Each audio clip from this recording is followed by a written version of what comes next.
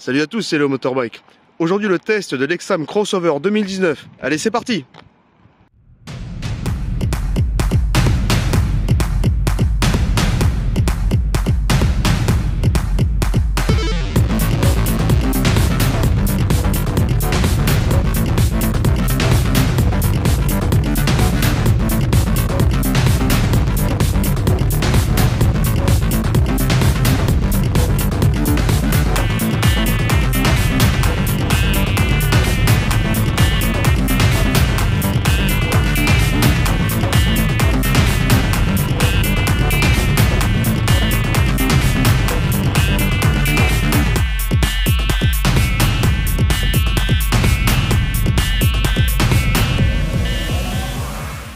Et bien voilà, donc comme d'habitude, je vous propose de commencer par un petit tour esthétique de la voiture. Alors, en tant qu'esthétique, qu'est-ce qu'on peut dire déjà pour commencer?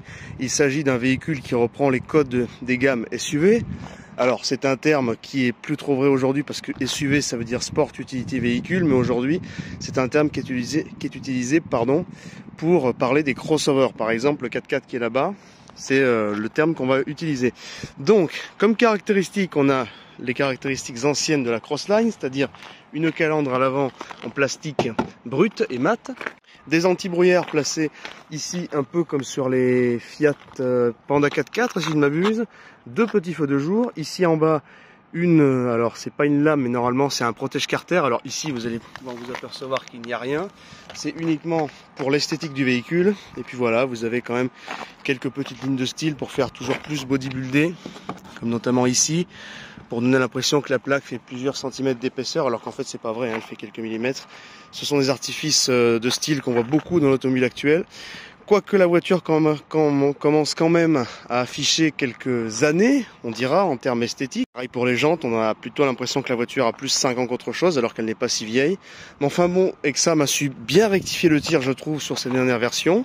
L'arrière est un peu plus moderne quand même. Là, on a quelque chose qui ressemble quand même un peu plus à une Audi. Vous savez très bien, avec cette fameuse petite ligne qui vient être cassée ici, le logo Exam, et les deux fausses sorties d'échappement, vous allez me dire. Mais là, on retrouve des codes des SUV contemporains. Pareil. Le petit pare-choc en noir mat.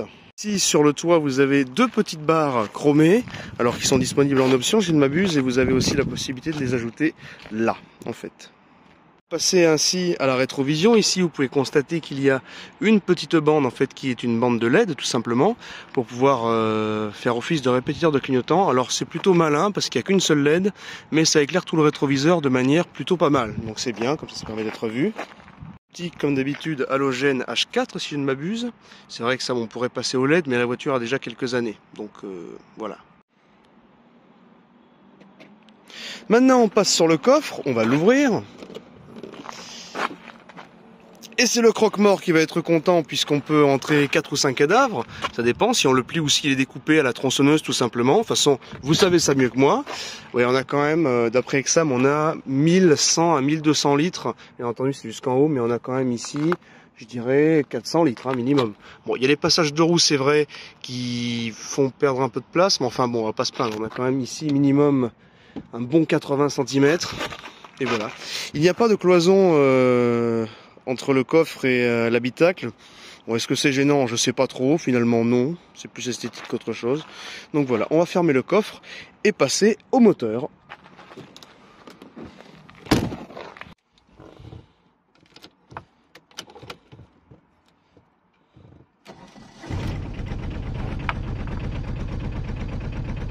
Et bien voilà, on se retrouve sur le moteur. Ah, il fait un peu de bruit celui-là. Alors c'est bizarre parce que j'ai l'impression que certains moteurs font moins de bruit que d'autres. Après c'est peut-être parce que les voitures ont chauffé, ont tourné pendant quelques temps. C'est peut-être ça aussi. Alors le bruit n'est pas insupportable. Hein. On est à peu près sur la même chose qu'un diesel de 2005-2010, on va dire comme d'habitude. Mais c'est vrai que ça résonne quand même pas mal à l'intérieur de la voiture. Il me semble quand même que ça a été réglé depuis. Hein. Mais enfin malgré le bruit, les vibrations ne sont pas trop gênantes. On retrouve la disposition des moteurs Exam habituels avec la fameuse batterie qui est mise comme ça en coin. Le cache moteur est plutôt joli, on dira. Bon, le moteur est un peu archaïque, mais enfin bon. Et bien donc c'est parti, on va se faire un petit tour à bord de l'Exam Crossline 2019 pour tester les performances. Alors vous allez voir que c'est correct, mais bon, sans plus. Voilà. Là, la voiture a quand même chauffé un peu. J'ai un problème avec le téléphone qui surchauffait, donc je pouvais pas. Oui, alors je vous montre ça, mais c'est un réflexe. Hein. Eh bien, je vous propose maintenant de voir l'accélération du véhicule. C'est parti!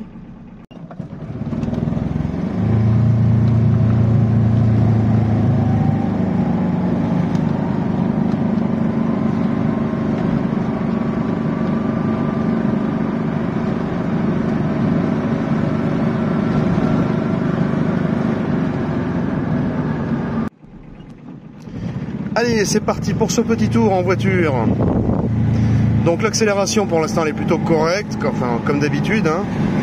C'est exactement la même accélération que l'Exane de la dernière fois. Petit clignotant, on y va. Alors voilà, on est sur un 0 à 50 en environ 12 secondes. Au pire, je compterai avec l'outil de montage comme d'habitude. Donc voilà, au niveau de la direction, c'est vrai qu'elle est un peu floue, la voiture a un peu tendance à prendre du roulis, parce que c'est vrai qu'on est assez haut et avoir des suspensions correctes, c'est pas forcément, voilà.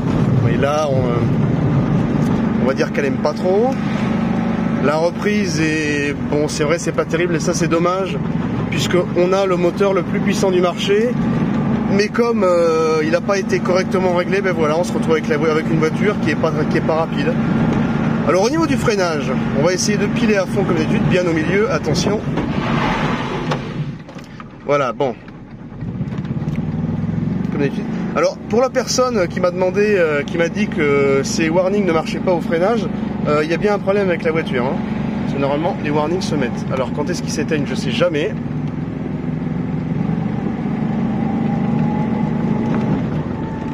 Allez, il faut s'éteindre. Voilà. Donc voilà, manque un petit réglage pour qu'elle soit au top. Après la VMAX, on n'a pas pu tester. J'ai vu que celle-ci était légèrement débridée, mais enfin bon, on doit aller à 60-70. 60 d'origine, c'est la vitesse que vous pouvez atteindre avec une VSP, hein. Juste débridée, je veux dire. Hop, on va la garer et on va faire une petite conclusion. C'est parti. Et bien voilà, on se retrouve pour la conclusion de ce petit essai. Alors qu'est-ce qu'on peut dire? C'est surtout le moteur, quoi, parce que finalement la voiture a pas trop mal vieilli.